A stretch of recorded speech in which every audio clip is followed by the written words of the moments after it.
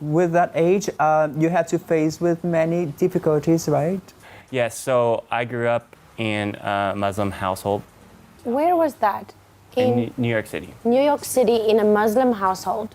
In America at the time, there was a lot of very anti-gay. Now, Anti-gay. not so much. And at that time, there were so many things. Like the national conversation every day was about how gay people were bad, how gay people were evil. Spreading HIV. I heard things like that. Yep. For about 2 or 3 years, I became very sort of ashamed of my sexuality. Yeah. Yeah. And I just never really talked about it. And how could you overcome that feeling? I moved out of my house, How old were you? 16. Why did you move out? My family wasn't great. My mom was actually a wonderful woman. But and she was sex rights activist, women's rights activist in the Middle East. In the Middle East. So my mom's Arab and my dad's white. I'm very interested. I'm very interested to know.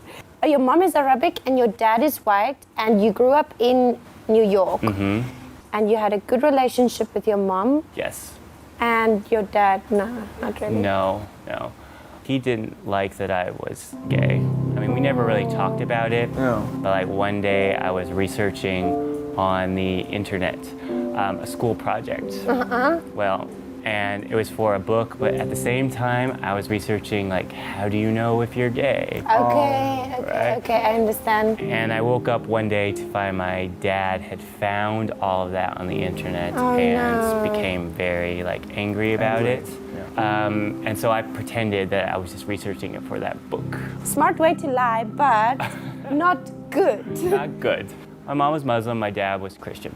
Everyone in the Middle East is sort of like strong religious and anti-gay. There's a lot of complex movements in there. There's a lot of people fighting for queer rights, like very, very anti-gay. Like, for example, you become a man in Middle Eastern society when you get your first beard. Oh, how old were you when you got your beard? 15. Whoa! 15? 15 when he got a beard. Wow, you must have been the hairiest guy at school. I call it a beard mitzvah. A beard mitzvah is when you become a man. Beard? Beard mitzvah. But what ended up making you move out of the house? My family didn't like my education. Where did you study? When we came to the United States, we're sort of the belief that you should become a blue-collar kind of person. Blue collar, like businessman. Well, no, that's white collar. Oh, sorry. So Okay. like the truckers, the mechanics, that kind of stuff. Okay. My dad couldn't read, and I was in gifted and talented programs. He just made it really impossible for me to study, and he made me fail a class in my high school. So I was like, no, I'm not dealing with this. So I moved out, and then soon after, my family died. So. Oh my God, your family died? What happened? They were in a car wreck with my mom, so. All of them. Oh my God, that's terrible. I mean, it's been 17 years. So. And now, do you have any other family members? No. I create my own family. Promise you can be my brother from now on. Okay. Imagine. I'm like speechless. Yeah, I'm also speechless. Like, I can't imagine. How did you get through that? You know, when I was very young, I sort of was very strong about my own identity. I sort of knew who I was. I sort of separated out.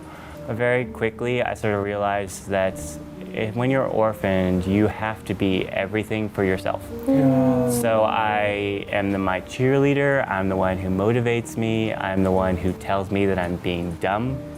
You having to be strong all the time, you can sometimes be perfectionist towards yourself. Yes. This is something it took me a while to realize when I was watching other families work.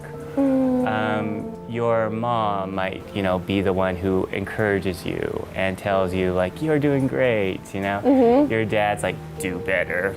Yeah. Right? Be stronger, do better. Your brother and sister are maybe your confidants, and they sort of there. But I knew that I needed to be all of those people, and I just had to keep going. my approach to life is that you just have to keep walking one step ahead at a time, even if you're walking into a wall. So inspirational, hey? You should be very proud of yourself. That's really so much courage. Like, I can't imagine what I would do if I was in that situation. Me too. And then what happened? Where did you go? I lived with a Saudi businessman in his closet. Saudi businessman in his closet. Well, I mean, New York City is expensive. Whoa! I wanted to- Was it a nice closet? Well, no, but he wasn't there often. Okay. So I just had like a cot in the closet, and I just lived there.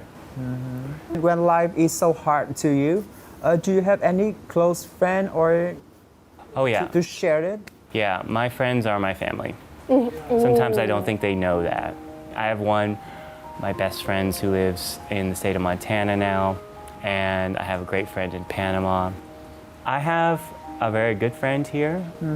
He's one of the drag queens over at Gender Funk. Oh, yeah. His name is Sen. I have some people who I trust and love. Friends everywhere, hey? You're an international citizen. Yeah. Yeah, I think I come across very intimidating to a lot of people, or slightly scary. Yeah. Well, then, so I don't know if it's my physical thing, but my face is often reading like, I'm gonna kill you. Inside, I'm like, everything is great and wonderful. Yeah. I think it comes across often as closed off. Yeah, so like when I'm at a bar where nobody ever talks to me out there. Oh, you better go talk to him when he's at the bar. I don't like to go to the bar actually.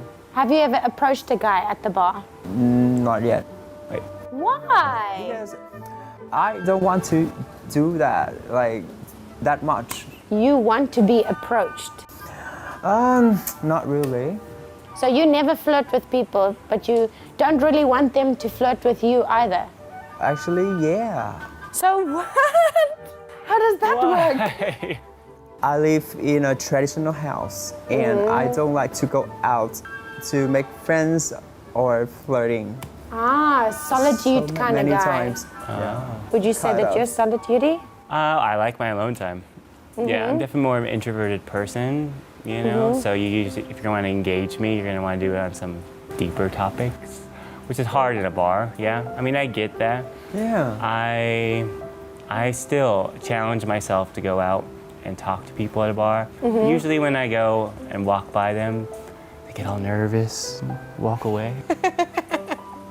Can you imagine him nervous? Not, You're so handsome. well, I mean, I can be nervous at a bar. It's not my normal like setting. Like a couple like small things are, right? If you want to talk to me at a bar, you have to go up and talk to me. Okay. I'm not the best at this.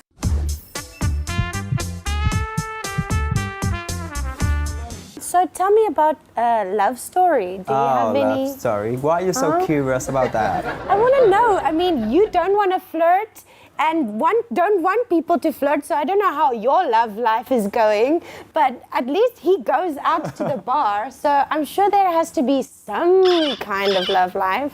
I haven't been on a date in 10 years. 10 years. I've had a couple boyfriends in my life. Yeah. I actually DJ'd my ex's wedding in Mumbai. What songs did you play? Well, I do a lot of music journalism, and he really liked my music tastes. Oh, okay. And I actually introduced him and his husband. Holy moly. So were you broken up at the time when you introduced him to the new husband? Oh, Or- yeah. And they are very good together. So they invited me to their wedding to give a speech and to DJ, and it was really nice. Why my ex hate me like this? I say that I don't want to continue the relationship. They hate me. A lot of us still have to go through sort of the high school love that straight people go through. Ooh, high school love. You know, that's sort Yeah. of overly dramatic. Like everyone is sort of like, oh, it's my first love. It's the biggest thing in the world. I'm never gonna fall in love again. Oh my God, Ever what's gonna together, happen? you and me, nobody Yes. else, Bonnie and Clyde. Yeah, and so in that, there's a lot of jealousy. And there's a lot of hurt feelings. They don't quite know how to sort of deal with the relationship in that way. But for me, like, I've never been jealous. I think that by losing people in my life, I know that I'm just glad to have them around. Like, no matter what. The best date I was ever on was, well, most people would consider this a terrible date. I thought it was amazing. So we were supposed to go out to a bar, and he's a graduate student, and I was a university student taking. Here in Vietnam? No, in Seattle, where I went to university. And he was like, "Oh yeah, we're gonna go out to a bar," and when he picked me up in his car, he's like, "Actually, the Canadian election returns are on tonight. Can we go watch that?" And I was like, "Yes, yes, please." I had known nothing about the Canadian election system, and he sat down there and explained it to me, and I was like, "Oh my God, I'm so enamored right now." He made me some food. When I didn't understand something, he showed me a documentary, and I was like, "This is amazing." But it was just sort of on the topics that I like. We sort of both had that topics, the same sort of passions, and that sort of building and adding on each other. Yeah. And then you dated? Well, then he actually had to go do some research in France, and I never saw him again. Okay. Terrible ending. That's a terrible ending. Such a love story. I don't view it that way. I view it as giving me a standard of what I want. Oh my God, how optimistic is that? When something bad happened to him, he viewed it as a standard, what he wants in his life. So are you in relationship this time? No? No. Single, hard to get, wants to be approached, very handsome, but shy. I'm a lot of conflicting things. That's like a paradox walking around. Yes, it is.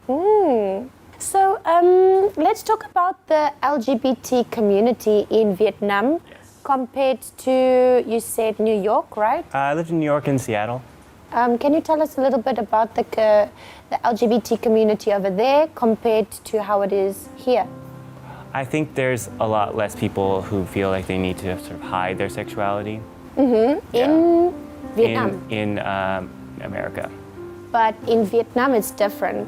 Yeah, so many times I'll meet a Vietnamese guy who is out when he's here. But when you go to his hometown, yeah, that's not happening. Super secret. Yeah, I understand that. I don't think anybody should ever be forced to come out until they feel like they need to or they're comfortable to. But in America, it's more like common. You'll see bigger bars, you'll see like many different bars. And I think there's just a little bit more awareness about sexual health in sexual America. Health within the LGBT community. Yeah, those are your biggest changes. So do you have any plan for your future in Vietnam? So in my future, for right now, I just want to develop these HIV programs out in there. I like to work with other sort of gay organizations, and I'd like to do something called volunteering. Volunteering? Volunteering? What's that? Do you know queer? Queer, yeah. Volunteer? Volunteer and volunteer. Oh, I got it. There's a lot of foreigners I know who would love to get involved in this. And last summer during the Pride events, I actually had a small booth that I was trying to get referrals between like foreigners and gay organizations. So I'd like to sort of develop that. Do you have any message that you want to share with the LGBT community? Yeah, the idea that you're gonna come out once is a misconception. I wish I had known that very early, that I have to every day often think about if I'm going to come out. I have to do that at my job, I have to do that in everyday situations, and that you get stronger at it each time, but use each time as practice to where you can become more comfortable with it. As a gay person, you come out every single day in every single situation. Yes. Thank you so much for sharing with us.